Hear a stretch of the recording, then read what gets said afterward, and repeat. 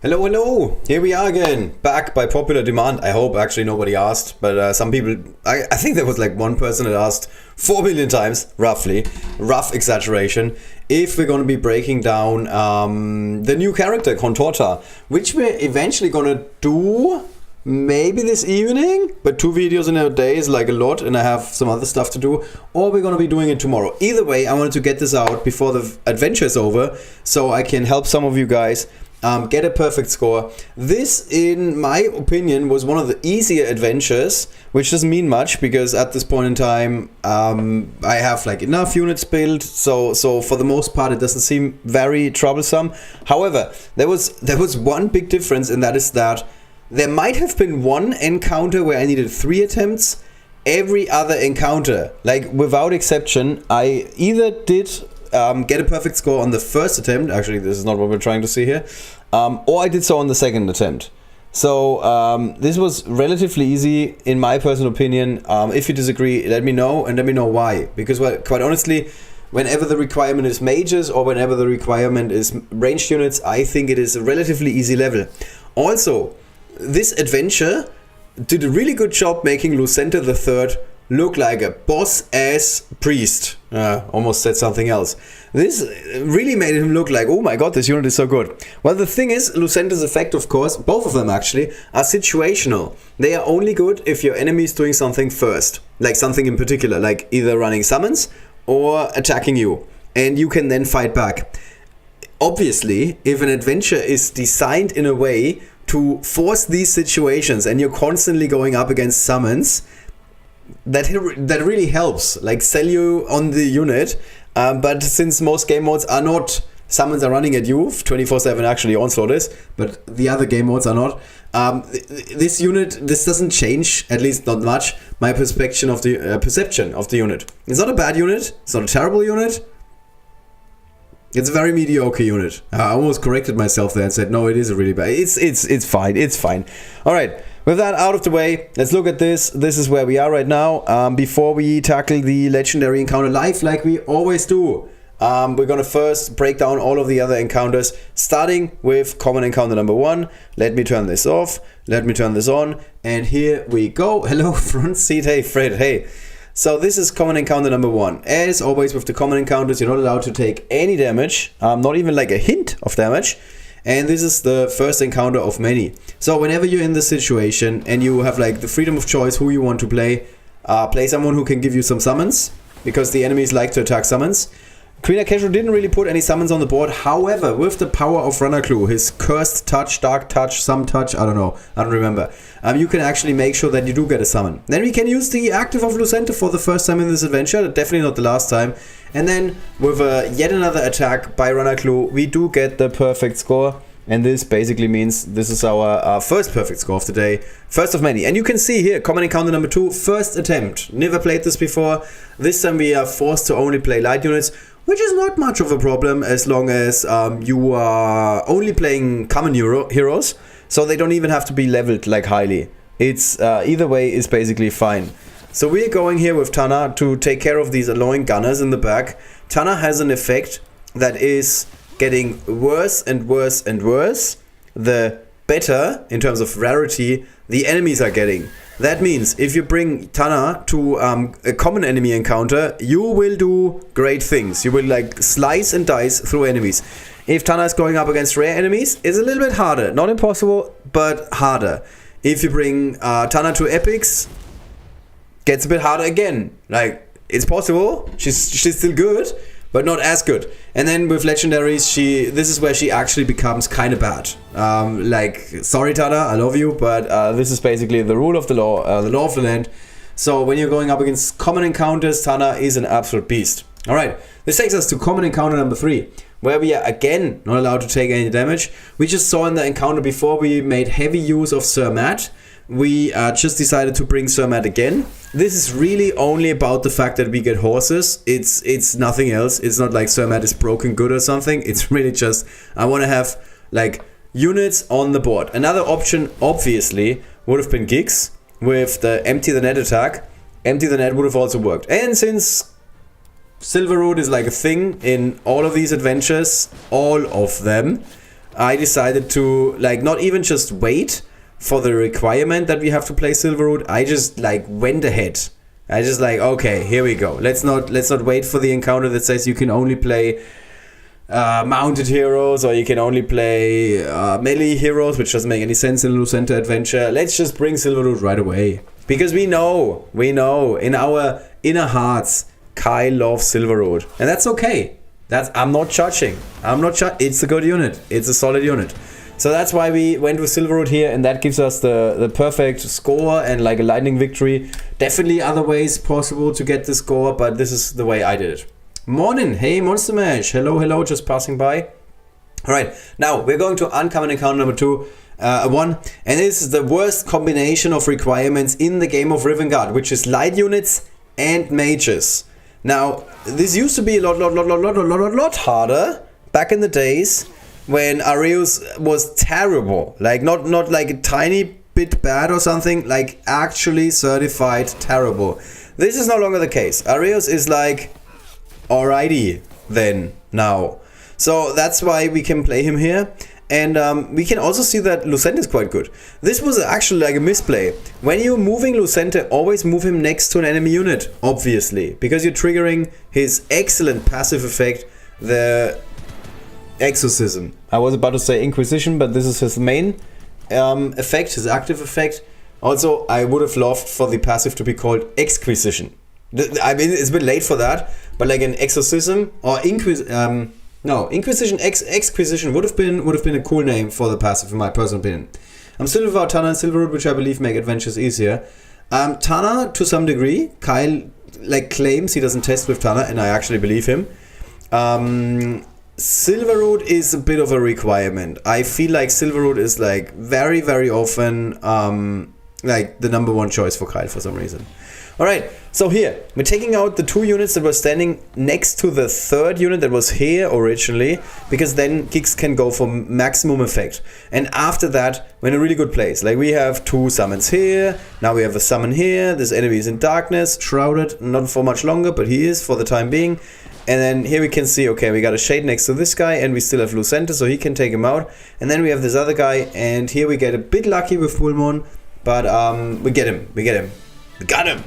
Alright, this is uncommon encounter number 2, with just nothing. Ranged units, of course, ranged units. Always play Gix when it says ranged units. This takes us to uncommon encounter number 3, where we cannot play Silverwood, mounted heroes. So we need to swap units a little bit. And again, lots and lots of freedom of choice. You can play whoever you want. So Gix is a good option because he can spawn a bunch of summons. Also, Dorga would have been great between these 2 gunners, but I didn't want to go with Dorga. I tried to make this like a little bit more new player friendly. I understand that this is not like 100% player friendly because I'm playing units like Grandma Bones. But if you were lucky enough to call a Dorga your own, this should be a cakewalk, like certified. Alright, and then after we put some summons on the board and a skeleton, we start to put more summons on the board, yeah, because this is our game plan. It's kind of straightforward, but it's a good game plan, it works.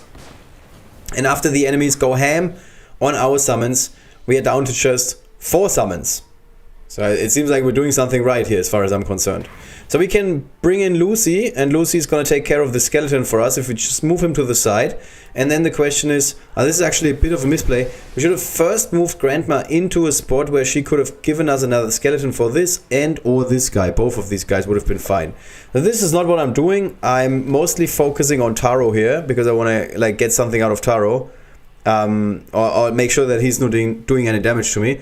Although Taro is one of the units that is not super problematic. Here's the Exquisition. Because Taro uses his active every time he gets hits for the first time. So we're kind of good here. And now, it would have been great to play Yasmin, to be honest. I don't even remember what the requirement was, because like a second Inquisition would have been really, really good. Or Exorcism? Exorcism? I don't know. Yeah, I'm gonna look it up again. So while I'm thinking in this game, I'm gonna look up the name of the effect because I honestly cannot remember for the love.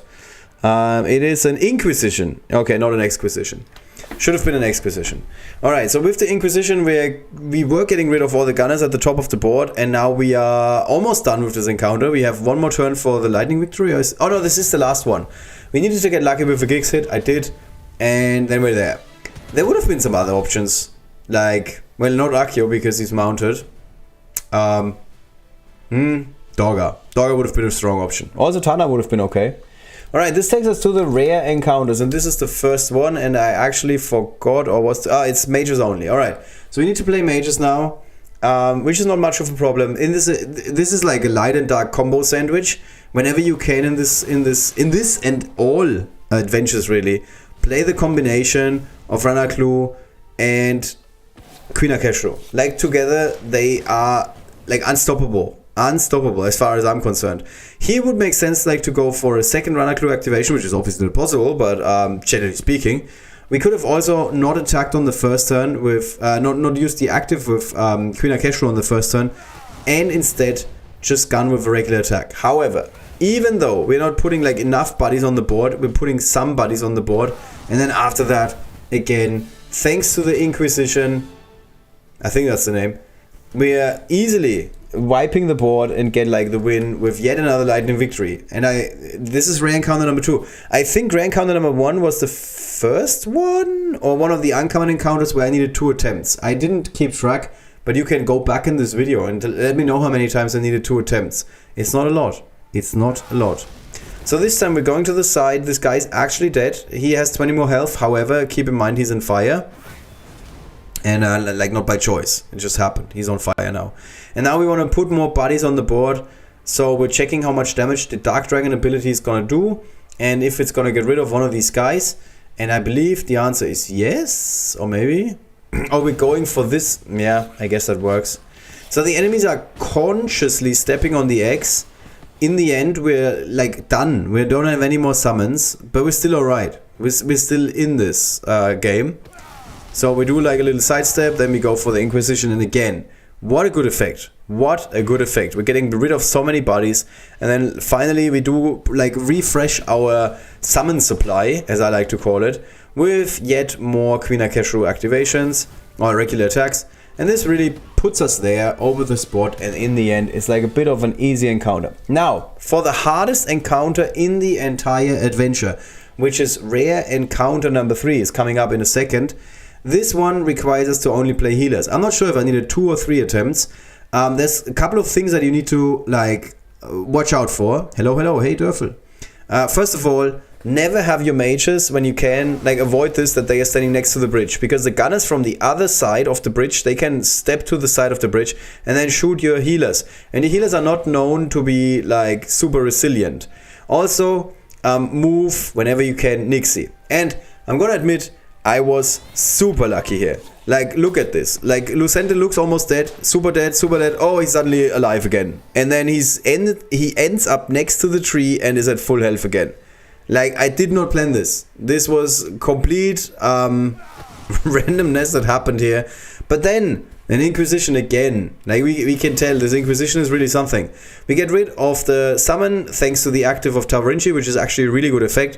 And then we have 2 more turns? If I remember correctly, 1 or 2 more turns and 1 more enemy.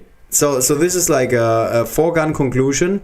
Also, just now I'm realizing I should have stepped on the high ground and attacked from the high ground. It's over, Anakin. I had the high ground. I just didn't see it.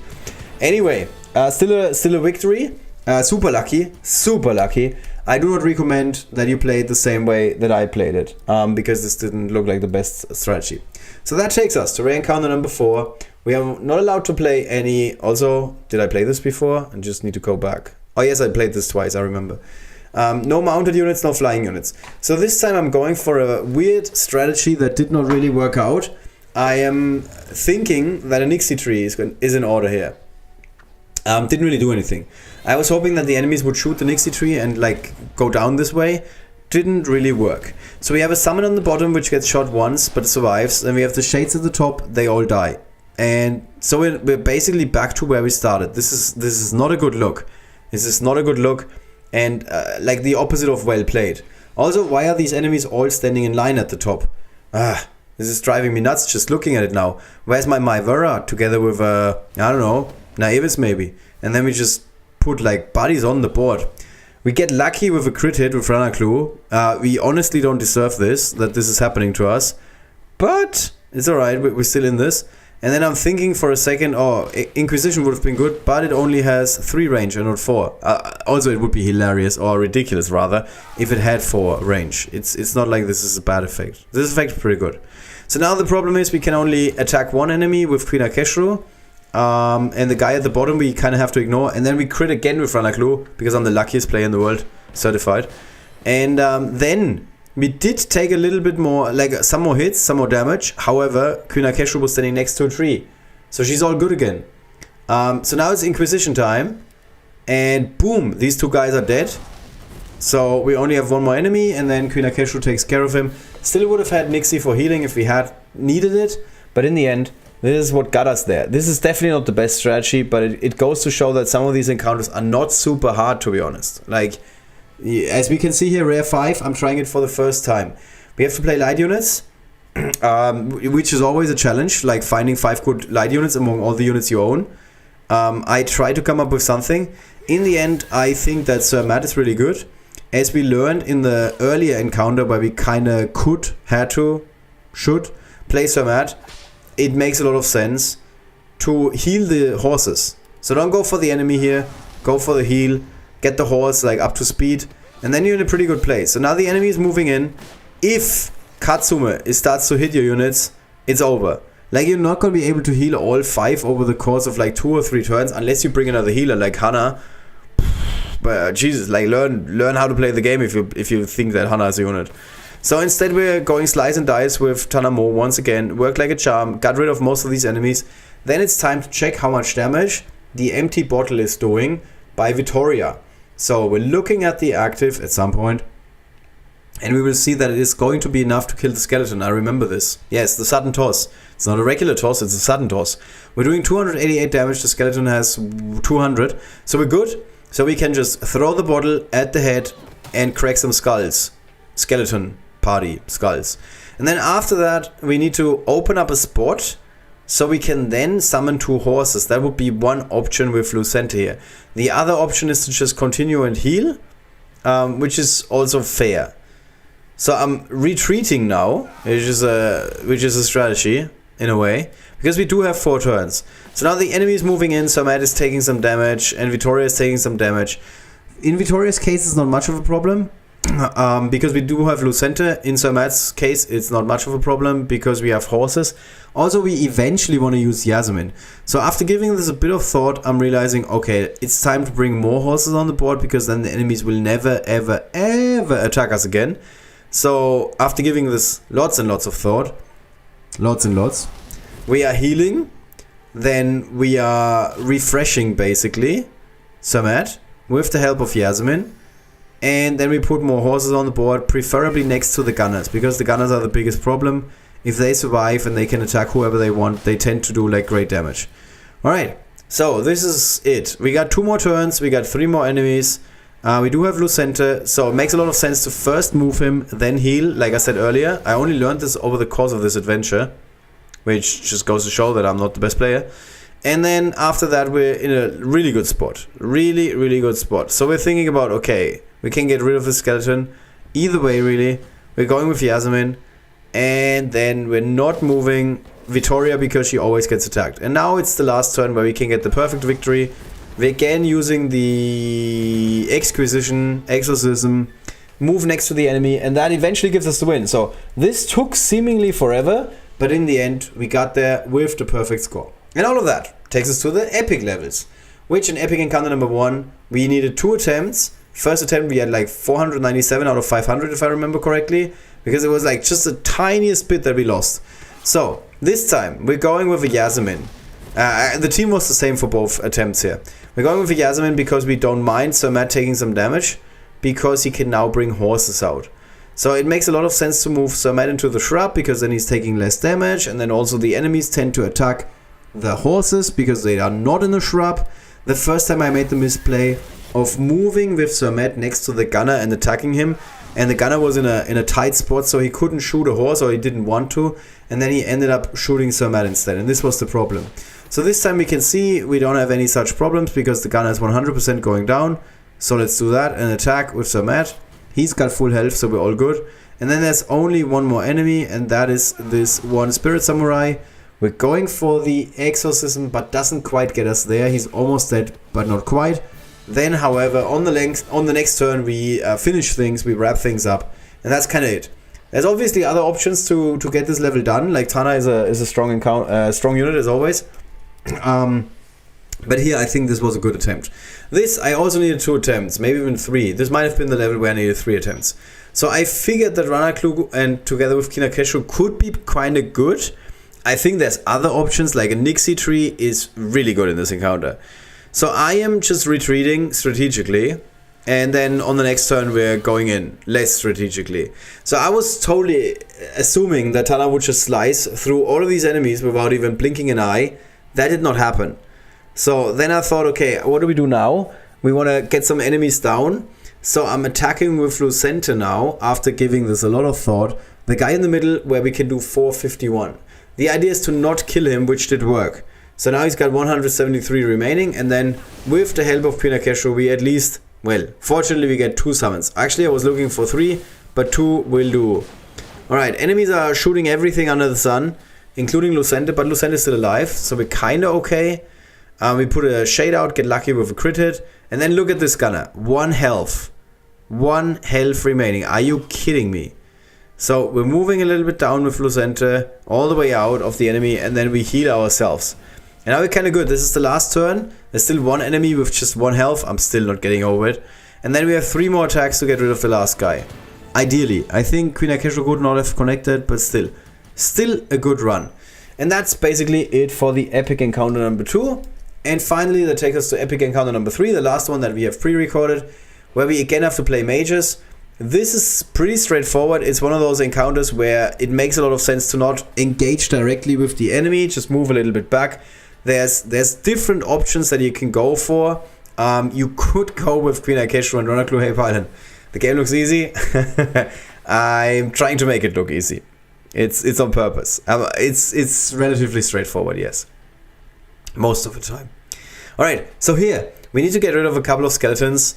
Obviously Queen Akesho, good choice. So we get rid of 1 guy who was in the thorns. Then we go with Dorga, just to have something for her. And now the question is, what do we do with the enemy Grandma Bones, because we don't want her to start doing any damage. So we're also putting another shade on the board, 3 more in total, thanks to the help of Ranaklu. And then after that we could move Lucente in. Yep, that's what we're doing. And then the question is, who do we attack? So either we go for Grandma Bones, we're trying to lifesteal her away, but we can't. Or we kill the skeleton. Well, in the end we decide that Grandma Bones is a better option, because we do like take out the biggest attacker on the enemy team, the biggest problem maker, and at the same time we're getting a skeleton of ourselves. So this is putting us in a really, really good position. And now there's only 5 enemies remaining. We have like still plenty of attacks, so we should be fine here. Lucente is doing Lucente things, moving in, like setting enemies on fire. Then we can easily take them out. And then after that it's the Inquisition, Exorcism, whatever. He's active. I'm just gonna say he's active from now on. And we get rid of almost everybody, but they all have a little bit more health. In the end it's all good. We end up with 3 shades on the board. And now only 2 more enemies, and then on the last turn our shades are going attacking, and that's basically it, how they can take everybody out. And that's it for the pre-recorded portion of this adventure. I was surprised, like yesterday I tore through this. I still had ad refreshes that I was sitting on at the end of the day, just because this was a lot easier than I had assumed. Which is also remarkable, because at the beginning I told Kyle that I'm gonna be like very unsure if a Lucente adventure is gonna work well, because half the time you have to get hit first by the enemies, so you can then use the active. But that was never a problem. Like, you could always use the active at a good time and get something out of it. So like I said, the effects, both of them, are situational, but this was never a problem in this adventure, because it was designed in a way to make sure that you can trigger the active as often as you wanted to. Alright, so this takes us to the legendary encounter. We're going up against Accio, which is always a bit of a problem. If you know, and if you watched like enough of these streams, you know that Accio is always going to pull the kill command turn 1 as soon as he can affect 3 guys.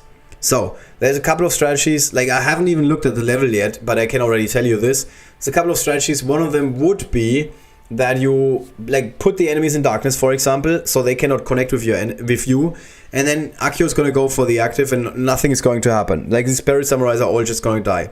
The gunners are not dead. They are called undead gunners, but they are alive, which in terms of naming convention, this is like a red card. So we need to be careful for those.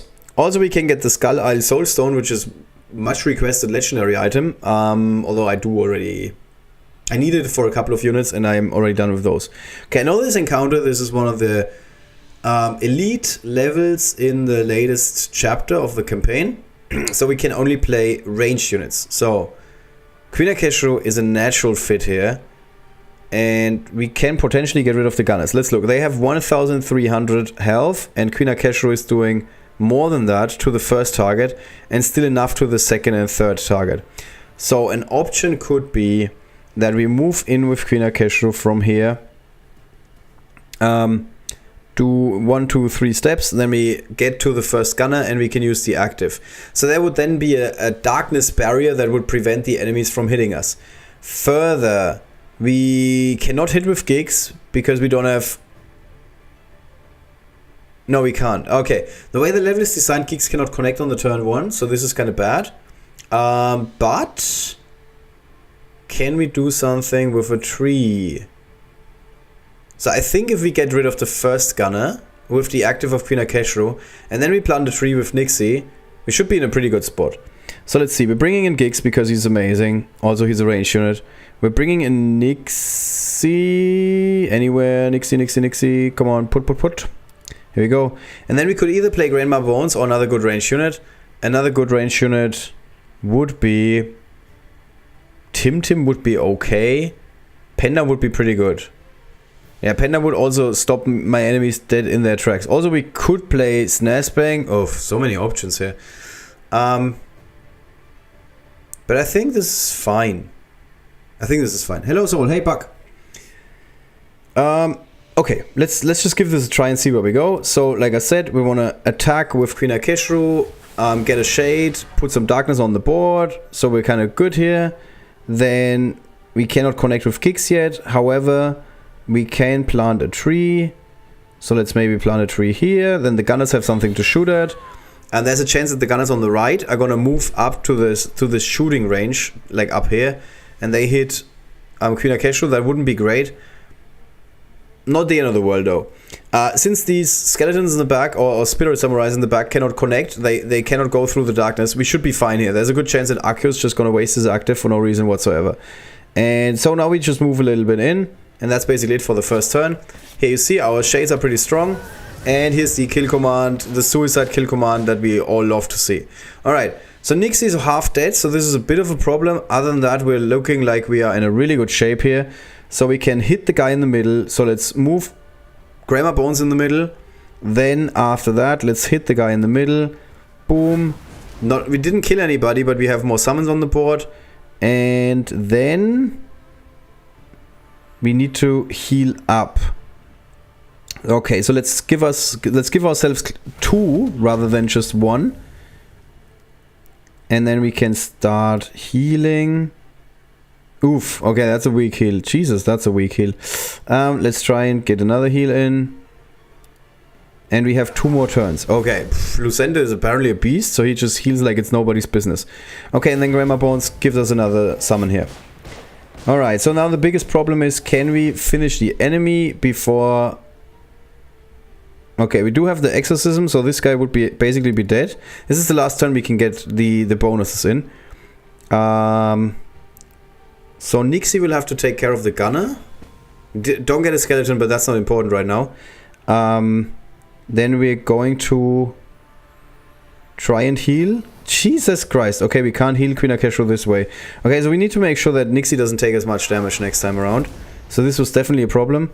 This Accio has, 400 million life. Okay, so we're not gonna get there on the first try. We're like almost 100% gonna get there on the second try. Yeah, like so close, 700 life. Yeah, okay, not so close. Apparently this Accio is super resilient. as a diamond rank 2 unit. But at the end of the day, this seemed like an okay strategy. Also get the Skull Eye Soulstone, so we're not doing too bad. I'm trying Steady Crackle Nixie, Akeshru, Tim Lucente. Doesn't sound like a bad idea. Let's give this one more try. So I don't think that the Nixie tree was a bad idea. I do, however, believe that the positioning of Queen Akeshru might have been a problem because she could get hit twice by the enemy. So let's try and do this in a different way where she can only get hit 2 times. How much? Oh, he's got 2. Okay, so Exorcism has 3 range, but this only has 2. So is there another unit that I'm missing? Like a movement 3? Ah, we could play my Vera. Nah, I'm not convinced. We could play my Vera, and then we could get rid of the second gunner. Doesn't convince me. We could play Penda, because ice is like as good as darkness, almost. So we're doing 1,800 to 252, and then 564 till 939. Okay. So the advantage with Penda would be that Penda is actually doing massive damage to Akio normally. Yeah, maybe. Let's give this a try. Okay, so we're going to the middle again. Take care of this guy, okay. Then we're going to put some ice on the board. Boom. Akio can now not move, so this is kind of good for us. And then we want to have a tree. Maybe we want to have the tree next to our unit so they can heal immediately again. It doesn't sound like the worst idea, to be honest. Let's put the tree next to us so we can just heal ourselves. And then we move in. Let's see how this works. Alright, enemies shooting. Yep, okay, suicide. Yeah, shoot the tree. Good idea. Okay, so now Queen Akeshru is already at full health again. That's good, obviously. Then we need to... We could go for the Exquisition, Inquisition, whatever, Quisition. I will never remember this. Also, Penda is now able to just one-shot Akio. So that doesn't sound like a plan. I don't know what does. So let's get rid of this guy. Let's heal up Penda. Okay, and then like all of our remaining attacks are gonna be on whatever stands. So let's give us some summons here. Okay, let's give us another summon. And we win the game. Like now the only thing we need to do is like stay in the back and wait. And that's it. Alright, told you. Easy. Easy as pie. Second attempt. Alright. That's one of the many ways you can solve this encounter. It's very obvious that there's like a couple of ways to solve this encounter as far as I'm aware. Any decent, half-decent ranged unit will do. We could try this one more time. Hello, Hexes. Let's try it one more time. Let's see. Hey, Tama. What time is it over there? Just trying to think. It's like 9 in the evening, something like that. Alright, let's see. Snazbang could also be an option. It's a shame that we cannot play Naevis. Naevis would be great in this encounter. But still, I think this is a decent approach. Let's not play Grandma Bones. Or do we? Shall we play without gigs? See, I can even do this without gigs. I'm gonna prove to you that this is an easy encounter. So this time we're gonna get one shade, move Grandma to the top, front, top, side by side, almost the same thing. And then we wanna have a tree, like I said before, here's the tree, and then we wanna go to the middle. And this is win. It feels like chess. Yeah, checkmate on turn 1. Oh yeah. Grandma is known for her resilience. Okay. Okay, I take that back. This is a very well designed encounter because it reminds me of the fact that Grandma Bones sucks balls. Why would you why would you be dead after one hit? You should be ashamed of yourself. Same with Nixie. Is this guy only shooting critical hits or something from up there? Did he drink something? Alright, so this didn't work at all. Never play Grandma Bones, okay? Please remind me if I'm ever doing another video for any adventure ever that Grandma Bones is not a unit, okay? Let's not forget that anymore. Shall we play Snazbang? Is Snazbang gonna be good? Let's try it with Snazbang. Okay, we're gonna be like starter friendly. Everybody's got a Snazbang, right? Everybody's got a snare spang. So let's move here and hope that this time we don't get one shot. Okay. Get a tree. Get a snare spang. Okay, let's hope we don't get one shot. Okay, we're good. We are good. Okay. So now let's see. We can pender away the Accio. Then we could potentially use snare spang. However, this is a tricky situation. If you use snare spang here, he's not gonna shoot all three. I know it looks like it, but he won't. The reason is that these enemies are not at the same elevation. They are at different elevations. So you kind of have to wait one more turn before you can use snare spang. I still believe that the Inquisition is really good. How can we hit this? Oh, we can go there? Oh, this is the cliff. Okay, we're good. So now the only question is, do we go in and hit with Nixie? And the answer is no. The answer is always no. Don't hit with Nixie, because Nixie is gonna be dead after one shot. Okay, enemies focus on the shade and now we're good. Yeah, I think the other three units don't really matter, to be honest.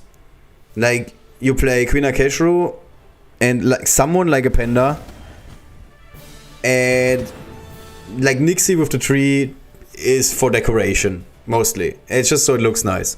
So not really necessary. In the end, again, this is a very solvable encounter if you have a strong Queen Akeshru. Even if you don't have a strong Queen Akeshru, it's okay.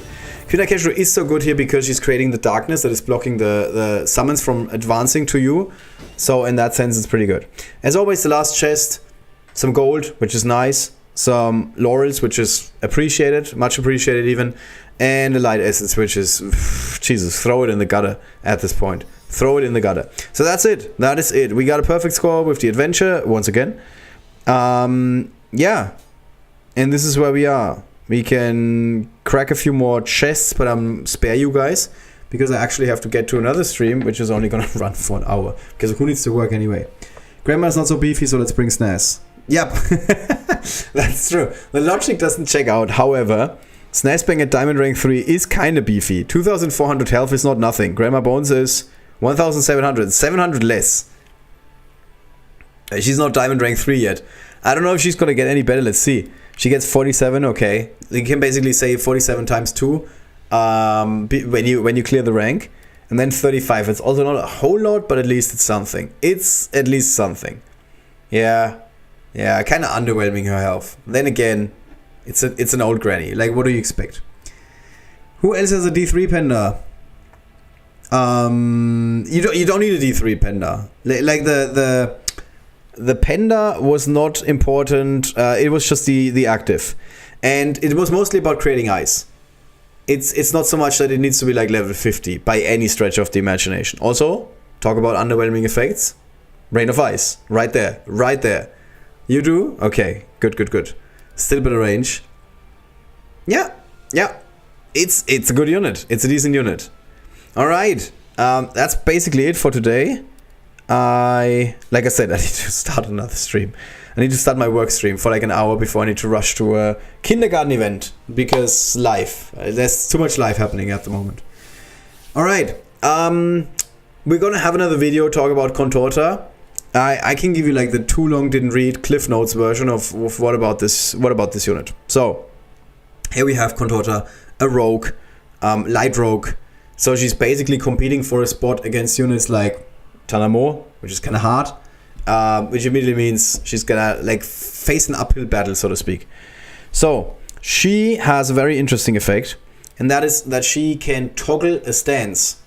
Like, this was something that was proposed like a while ago, that there should be a unit that can change whether she's like a melee attacker or a ranged attacker. We kind of got that, not with Contorta obviously, but with Vittoria. She can do like a melee attack, but her active is a ranged attack. So that was quite interesting. So then this other idea of a hero like toggling, like doing something else, was like basically moved to this unit, I think. I'm not sure how this whole thing went down. And she has two stances, wherever you're from. Once per turn, every turn. This was originally, the idea was that she can only change this once, which is a terrible idea as far as I'm concerned. Every turn she can use toggle stance. The thing about this is that after a unit has attacked, their turn ends. So if you want to attack a unit and then change the stance, this is not possible. What you can, however, do is toggle the stance, change the stance, and then attack. That is possible. You can also toggle the stance, move with the unit, and then attack. So this is important. Like if you want to switch stances, you have to do so before you attack. Alright. In the one stance, Vengeful Spirit, like nobody will remember these names. When she's vengeful, she gains 9 damage for each friendly hero that was defeated in this battle and 5 damage for each friendly summon that has been defeated. So that means if you're going in and you're going in like super hard, like you throw units at the board, you throw like summons at the board with a Giggs, with a Dorga, with a Queen Akeshu, with a Ranaklu, stuff like that, and then they die, even if it's from your own effect, like an effect like Accio for example, you're loading up the damage potential of Contorta. And she can, obviously, because as all effects, level 50 is something, she can like get like tremendous damage potential. Alright, so this is the Vengeful Spirit stance. Then there's the Spiteful Spirit stance, which will forever be known as the bad stance. This is survival mode. So now she gets health whenever an enemy hero is defeated or an enemy summon is defeated. Less health for a summon, only 9. For an enemy hero, it's 18. So that means if you're going up against a lot of enemies, and like let's think about long and hard which game modes this applies to. Oh yeah, 1 Onslaught. Then over the course of the battle she can gain like infinite health. This is to some degree also true about Guild Raid, because you're dealing with the Dragonlings and then you get like more health after each Dragonling was defeated. The problem with this is her like regular attack is not great. Most units we play for their actives. We don't play them because their stats are through the roof. So a unit being able to have more health is just not relevant in this game. Like this is why I say this is the bad stance. It doesn't really do anything. Yes, she survives longer, but so does Boulder, and nobody plays Boulder. So does Oakenshrub, and nobody plays Oakenshrub. So does Tokon, and except for Tournament Arena, nobody ever plays Tokon. Like, and all of these units actually have an active and a passive. This unit does not. This unit can only say, I used to be Boulder, now I'm attacking. Like now I'm more like Nimrul, now I'm more like Snazbang, but I don't have like a high crit rate. I don't have range 3. Like it doesn't come with the other advantages that these other units have. So this is not something to write home about yet. There's one asterisk in this statement, and that is if Vengeful Spirit is completely unbalanced or imbalanced, as we call it, since we're cool gamers and hip and everything, then there's a chance that at the end of a Guild Raid fight, for example, after you've thrown like a lot of summons at the board at the Legendary Dragon, and the Legendary Dragon was doing Dragon Breath and Dragon Landings and Dragon Snaps and whatnot, and all of your units are dying all the time, you might have like 30,000 attack at the end of a Guild Raid run. And all of a sudden, that means that this unit is relevant, slightly, against one dragon, because light units have color advantage. Let's quickly check this again. Let's go up here. Here we see the Rivengard logo at the very top. Light units at the top have color advantage against dark and against red even. Actually, I forgot about that.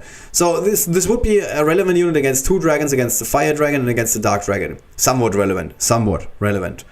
And like there is no limitation. You can attack every turn in the stance, and every turn she might have like infinite attack. Obviously, you're giving up a slot, and you have to play 4 other units. At least one of which needs to produce a lot of summons. So again, we're talking about units like Giggs, like Dorga, like Queen Akeshu. If you're playing these units, 1 or 2 of them, you want to play Accio. So that's like a given. And all of a sudden, we're already looking at a team for Guild Raid that is kind of full. So it's gonna be hard to find room for her unless the stats, thanks to the active, are so through the roof that the unit is so good. She's doing so much damage, like 30,000, 40,000 damage with 1 attack, that you can actually find a reason to play her. There might be situations where you want to use the kill command on the second to last turn, then attack with Contorta, and then on the last turn attack once more with her. I don't see this, Again, I don't see this because like 8 summons surrounding the dragon is normally something like 30,000 damage, roughly. So she would have to have 30k attack with just her base stats. It's kind of unlikely, but stranger things have happened. We've seen some other effects that were kind of imbalanced. Alright, the passive, quite honestly, doesn't matter. Let's be straightforward. This does not matter. She can traverse tiles with enemy units in them. Okay, that's the same as flying, just worse. No unit is being played because it's flying. Like, nobody plays Corrin because he's flying. Nobody plays Tana because they are flying. It simply does not matter. This is a cute effect. It does not matter. Like, nothing. If she's starting her move, so she needs to survive, adjacent to one or more enemies, she's some damage to one of them at random. Okay. Have you ever considered playing Ardarcy? Like, considered playing Ardarcy? Because that's what he does. He's actually doing this better, because he's doing more damage to, like, all of them. Does not matter. Completely non-starter. Like, this is completely irrelevant. And if this unit is like highly durable thanks to her other stance where she can survive forever, she's still not doing a whole lot of damage. So in that sense, she would be like a slightly better boulder, but she's not healing herself. Yes, she can gain more health, but only so much. So I'm not convinced. Also, she gets either +1 movement, which is relevant. This is also the way how you can tell in which stance she is right now, because you can look at the unit stats. When you see she has 3 movement, you know she's in the spiteful spirit stance. Don't ask me which one. It's a bad one. And if she's in the vengeful spirit stance where she's doing more damage, she gets +1 movement. Also, this kind of checks out. Spiteful spirit, she actually does heal herself, so she is like boulder. Okay. At the end of the day, this unit is super hard to balance, because if the active for the vengeful spirit gives her enough attack to be relevant, she might be super relevant. She might be like, if she does like 30k, 40k with one attack, she's like, oof, like put me in, coach. I'm like, okay, this is a good unit. If the active at level 50 is only like allowing her to attack for 20k at the end of a guild raid run, you should not play this unit.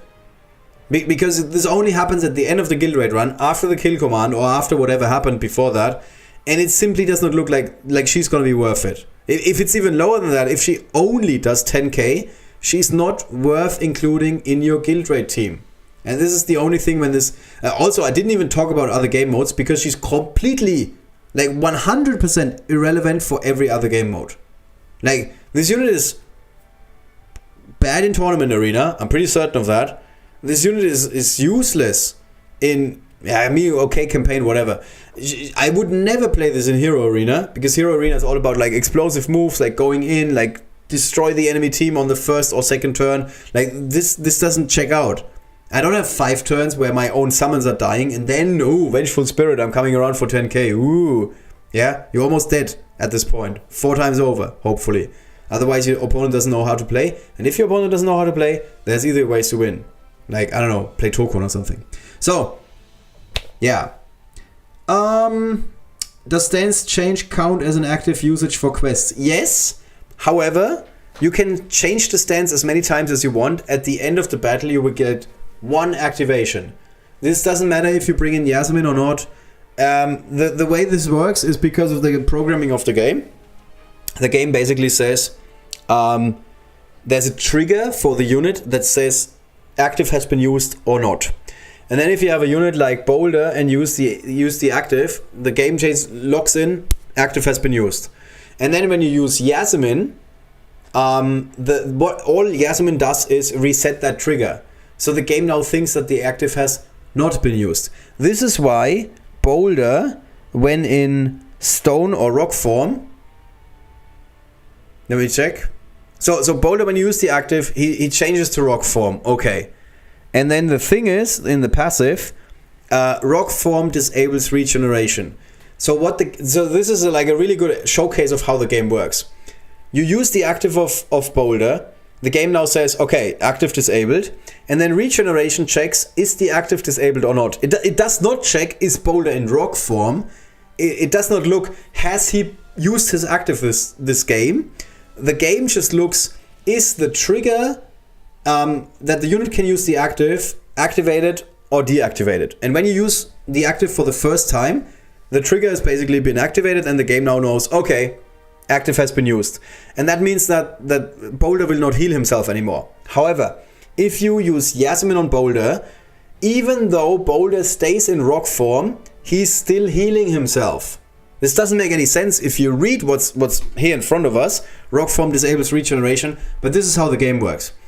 And because of this interesting way of programming the units and their actives, the only way for the developers to find a way that she can switch her stance every turn is that she automatically resets herself. So use toggle stance and the game is like, okay, I reset this unit. Like, I reset the trigger that she has used her active. Next turn, I can use it again. Next turn, I can use it again. Next turn, I can use it again. And because it resets it every time, after using it, immediately after using it, you can have changed stance 40 million times in one fight. You come out of the fight and you get one activation. So this is weird, but it's because of the programming in this game is sometimes very creative. But I'm not allowed to speak about the programming. Whenever I do, I'm being told I'm disrespectful. Alright, so even when using Arceus kill command, Contorta receives attack bonus if she's in the right stance. Yes, and she will also retroactively gain that attack bonus. So you can be in the vengeful stance, in the good stance, and then you use the active of Accio, and then after the attack you change to the spiteful spirit stance, the bad stance, the Boulder stance, and you have more health. So this is an option. It's not a good option, but it's an option. She's an onslaught unit. Yeah, but like if you want to have an onslaught unit, just play Sprocket or Basic Longson or like 400. She's fine in onslaught. Play like honestly onslaught units. Here's some onslaught units. Again, Sprocket is good in onslaught. Basic Longson is good in onslaught. Scruffy is good in onslaught. Like everything that deals with summons. Bullmon is good in onslaught. We've seen this when I went up against Moon Watch or Moon Hand or Skeleton Hand. Whatever these encounters were called. Like, everything that is good against summons is good in onslaught. Like, this is not a selling point. I'm sorry. Yeah, I'm sorry if there's somebody out there who's like, I want to have this unit as like a legendary because I think she's really cool. I don't see the potential, unfortunately. Hola, hey. True. She might be a long-lasting unit in onslaught. Yes, she is going to be long-lasting in onslaught, yes. But so is Boulder, so is Oakentrap, so is Tokon, and they all have an active. She doesn't. So, I'm not convinced. I'm not convinced of this unit, so now we basically said everything there is to say about this unit. However, if the balancing of the active is completely nuts, and she goes up to 50k attack, 40k attack, something like that at the end of a guild raid fight, she's gonna be good. Like, she's gonna be fine then. Like, she's doing almost as much damage as Snazbang then, just with Snazbang being, like, having actual use. Or she's my... Okay. I've said enough. I've said enough because I don't have anything positive to say about this unit. Alright. I hope you guys enjoyed this. Hope this was helpful. We do a prize drawing. We are going to conduct a prize drawing once again. The way this works is because this was an impromptu stream, just like last adventure and the adventure before that. Please just leave a comment below the video. There's a good chance that you cannot do this right now while the live stream is underway. So you just have to wait until the live stream is over, which is in 2 minutes. And then after that, you can reload the page. Sometimes you have to reload the page.